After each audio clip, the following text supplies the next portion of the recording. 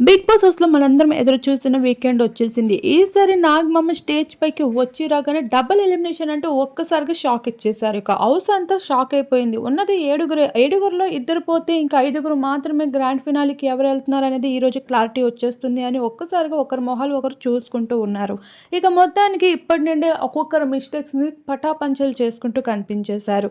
అయితే మీలో మీరు చెప్పండి. ఈ సీజన్ మొత్తం ఇంకా ఎండ్ అయిపోతుంది. ఎవరు గిల్టీని ఫీల్ అవుతున్నారు? అసలు ఈ సీజన్ మొత్తంలో ఏదైనా గిల్టీ మీకు ఖచ్చితంగా ఉంటుంది. ఆ గిల్టీ ఏంటో ఒక్కొక్కరుగా వచ్చి చెప్పండి అంటూ అడగడం జరుగుతుంది.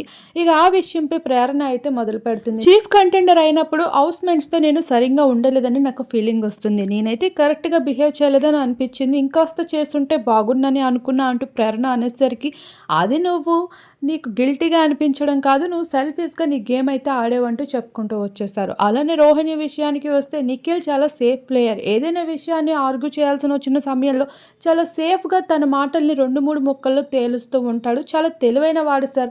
నాకందుకే నిఖిల్ అంటే నచ్చడు అంతగా అన్నట్లయితే రోహిణి చెప్పేయడం జరుగుతుంది. ఆ మాటలకి ఇక్కడ నాగమామ సైతం అగ్రీ చేస్తూ వస్తాడు. నిఖిల్ ఏదైనా సరే స్ట్రెయిట్ ఫార్వర్డ్‌గా మాట్లాడే రకం కాదని.